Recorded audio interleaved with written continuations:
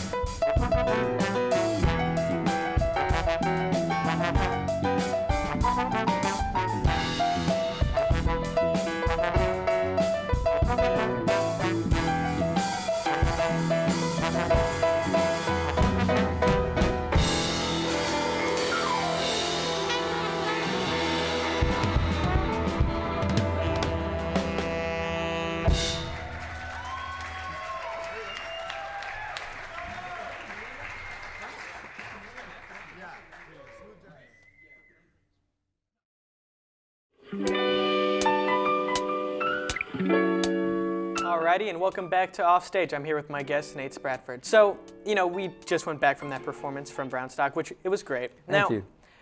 I'd like to talk more about, something that I saw on your Instagram.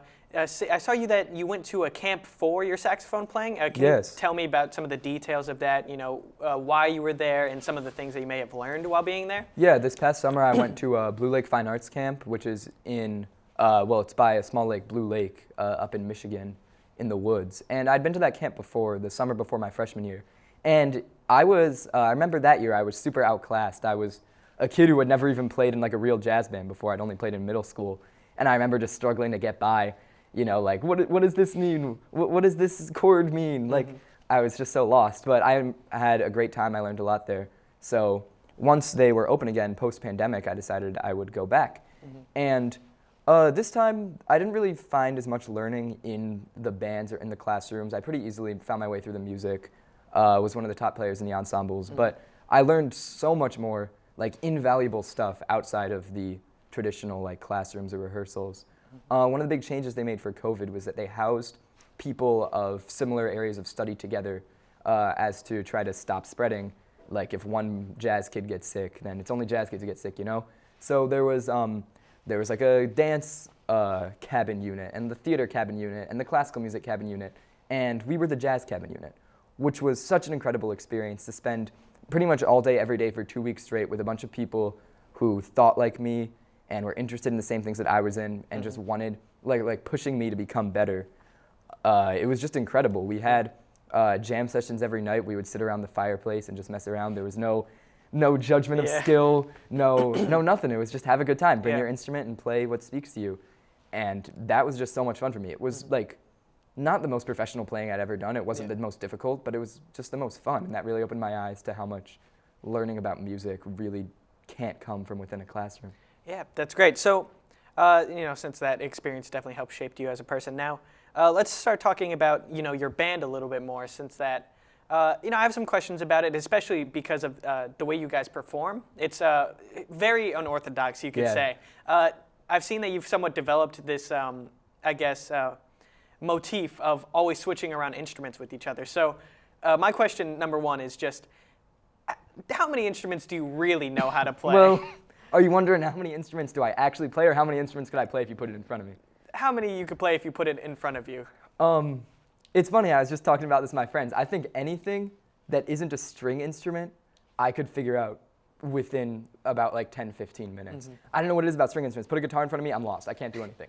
But you put me like a drum set or give me a trombone, like I can make that thing make music in like who knows, I'll figure it out. Okay, so now, since that I have seen you perform live a decent amount of times, how did you develop, or at least how did your band develop that sort of performance aspect of the gig of switching around instruments every song? Because I've seen you guys, everybody switch around instruments. You'll see the pianist go to the drums, and then sometimes the pianist is going to the guitar, and you're just like, what is happening? Yeah. So how did that come about?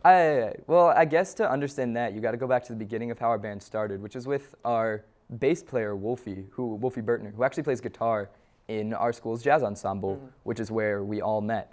Near the beginning of this school year, Wolfie was like, hey, I'm looking for some opportunities to play jazz outside of school. If anyone's interested, hit me up. And immediately, like, we all rush over, like, oh my God, like, I want to play, let me know when. And that really is what it started with, this entire big band of like 18 jazz kids, all just looking for an excuse to play some new music. And then we slowly through time would like weed out, see who didn't really want to play, see who wasn't feeling up to it, see who was only on for a little bit. And we played our first, gig in September of 2021. We played at his block party, which was very, like, if you want to talk about an unorthodox performance, we just riffed over a few chords for 7 hours. Wow. It was crazy. We just played. We were talking about it. We were actually joking about it later when we did a real rehearsal. We were trying to get enough music to fill 2 hours. And we were like, man, how did we play for 7 hours? Like, we don't even remember what we did. But that was such a fun experience to just be there and make music with people. I think one of the things that plays into it is like natural musicianship, but also like genuine just lack of preparation. Like we're busy, we don't have that much time to just like sit down and practice together and be like, oh, we're playing this song like this.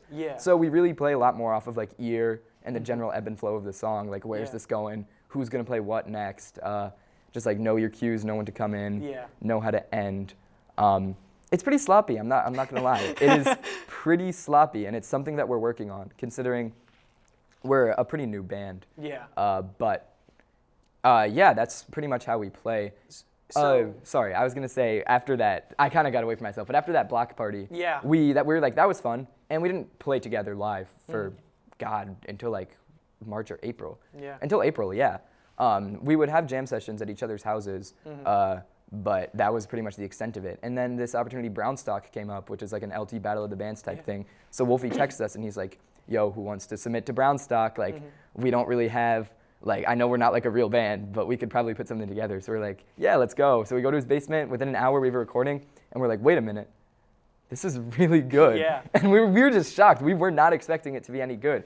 We're like we got to go somewhere with this. Yeah. So we put together a set. This is where we really started delving into like a lot more genres of music outside of jazz, like creating a more like fun, more active experience. Because for being real, who wants to sit through an hour, 2 hours of jazz other than us? So we played Brownstock at LT, and it was so much fun. It was such a success. And the day after, we had another gig working at a beer social, playing at a beer social run by one of our bandmates' parents. And that went really well, too. That was, I know you were at that show. Yeah, I was that was at where the show. That was where It all was that great. instrument switching came Yeah. in. We were just looking for stuff to play. I played a little bit of drums. Yeah. Our drummer Alex is just like if you think I'm good on multiple instruments, he is incredible. Yeah. Switch over to guitar, play some Daniel Caesar. It's beautiful. And yeah, now we're like, we pretty much accepted like, hey, so we're a real band now. Like, now what? So we're kind of hoping to set up over the summer, start getting like consistent gigs.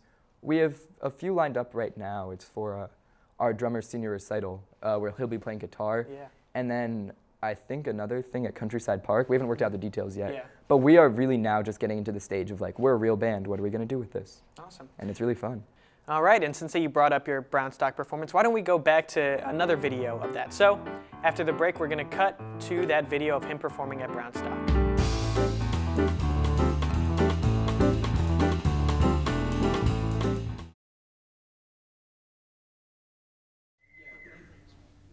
Oh, wait, that's terrible. No, for my chameleon solo, bring it way down.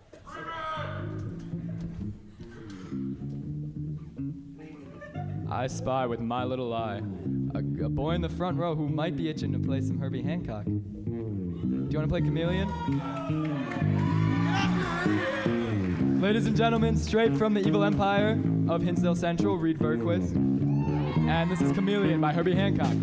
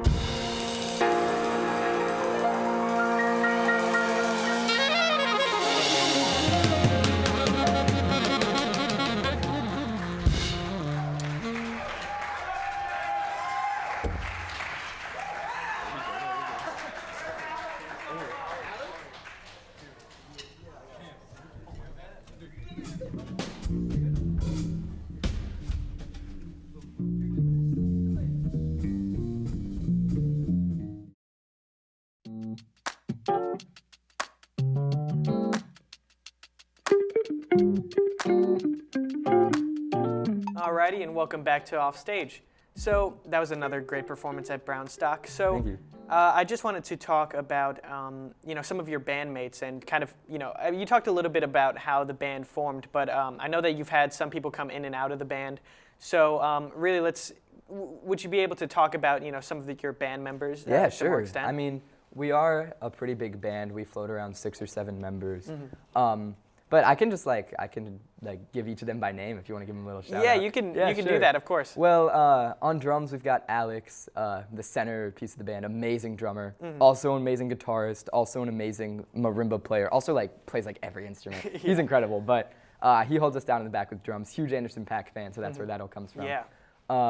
We got Emmett, who plays piano, also an incredible musician. Yeah. Wolfie, like I said, brought the band together, normally plays guitar, but switched over to bass just to help us out. Yeah. This is actually his side gig. His main band, Daisy Chain, Yeah. has been around and alive for about a year now, a year and a half, and they make really good music too. I'm not the only sax. We have Jake also. I don't know what it is about Jake, but I just love playing with him. Mm-hmm. The two of us will always trade back and forth. It's just something Yeah. about that. That communication always works so well. Then we got 2 trombone players. We got Cam and JT. Cam was around since the beginning, I guess. Not the very beginning, actually. He wasn't around way back in September. But he joined us for the Brownstock recording. Yeah. And has been, he's an integral part of the band. JT just joined recently, and he's still kind of getting open to the ideas of soloing and riffing off each other. But the sound that he gets out of his bass trombone just anchors Yeah. the band so much. I remember rehearsing with JT and then without him, and I was like, wow. I didn't know it made that much of a difference. Yeah. I figured since we had a bass, it'd be fine, but the bass trombone just gives so much beef to the band. Yeah. Somewhat building off of that. So I feel like, especially in a jazz band, chemistry is really important. So, how do you, chemistry forming it, how does that help you as a band in general? Well, like I said earlier, our entire band just lives off that musical chemistry. Yeah. We would be completely dead without it. I don't know what Yeah. else to tell you. But no, that idea, we use verbal communication sometimes if something's really important, but there's just so much nonverbal communication, a little nod, just a little something, play something, you play something, piano plays it back. Yeah. That kind of nonverbal communication is really the glue that holds our entire band together, considering that we don't really have fully rehearsed through songs, you know what I'm trying to say? Yeah. Songs that are played through. Yeah. It's more of a simple melody and then a lot of little improvisational stuff. So those verbal and nonverbal cues really tie our band together. We play with each other. I think part of something that helps it is we play with each other every single morning of every single weekday, 8 o'clock in the morning at Yeah. Jazz Ensemble, which is obviously a lot more academic, a lot more school than fun. Yeah. But it is still a lot of fun. Still my favorite school band I've ever been a part of, and it still just builds that musical relationship, that bond between band members Yeah. that becomes so helpful when we're out playing. And just going back on it, since you did bring it up, so moving forward, since that you did say before that it wasn't, there was a little less thought put into what songs you were playing, and it just kind of came together on stage.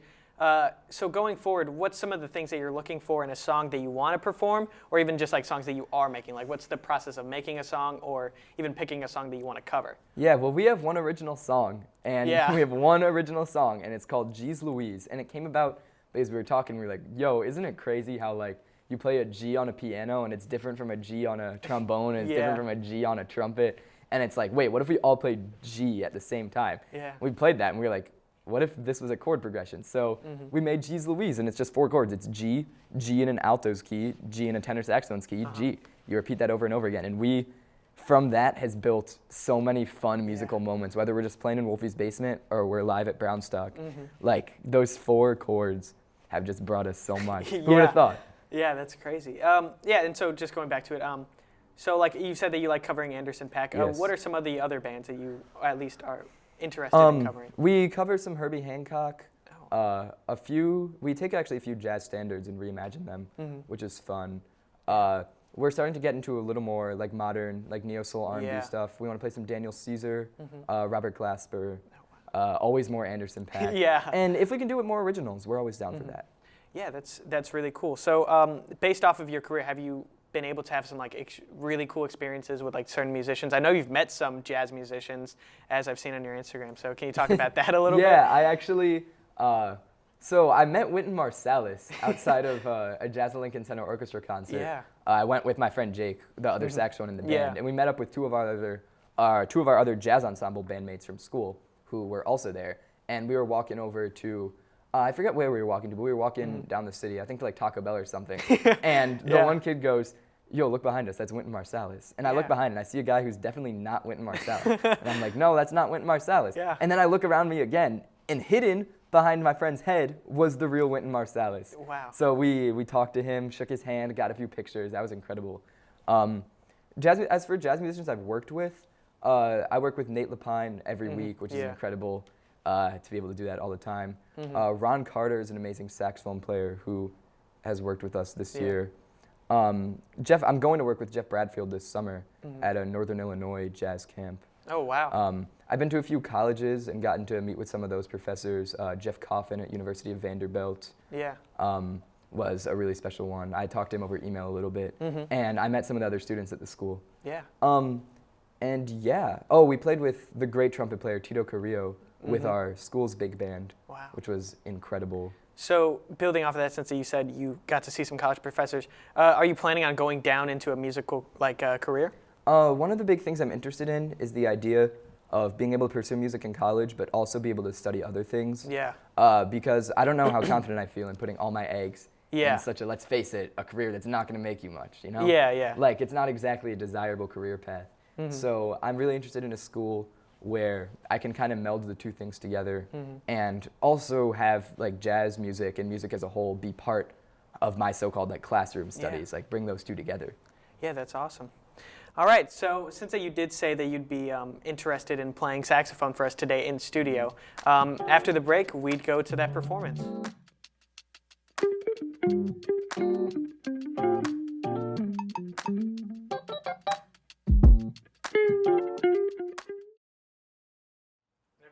Okay, just keep going? Yeah. 1, 2, 1, 2.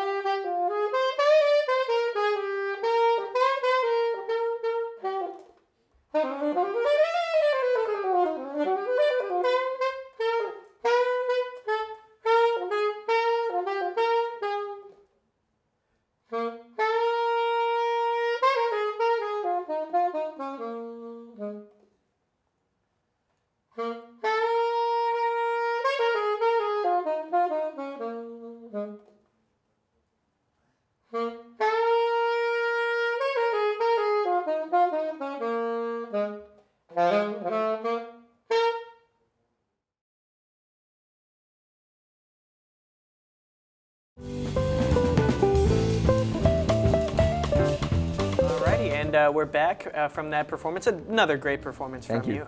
Always excited to see you play.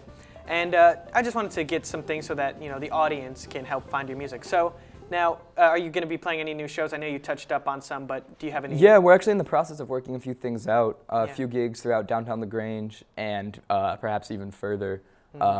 We are really, as you know, it's AP test season. Yeah. And also, our school's wind ensemble was just selected for Super State, an all-state convention of some of the top bands in the state. So we are putting a lot of time into that right now. But once we get to the summer, we're looking for a lot more opportunities. We're hoping that if you just walk through downtown LaGrange on like a nice summer evening, you'll be able to hear us coming from one of the restaurants. Yeah, that's awesome.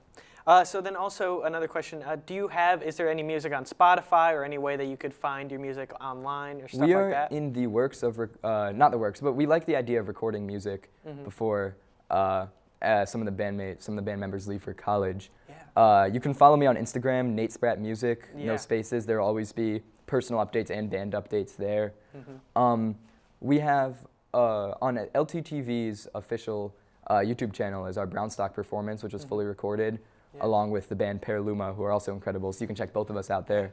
And yeah, hopefully recorded music coming soon. Thank you so much for coming in today and all the performances Thank that you you were doing. Man, this is really fun to talk about the band, so thank you. Of course. And thank you for watching our program today of Offstage. You make sure that you come back for the next show, and thank you for watching.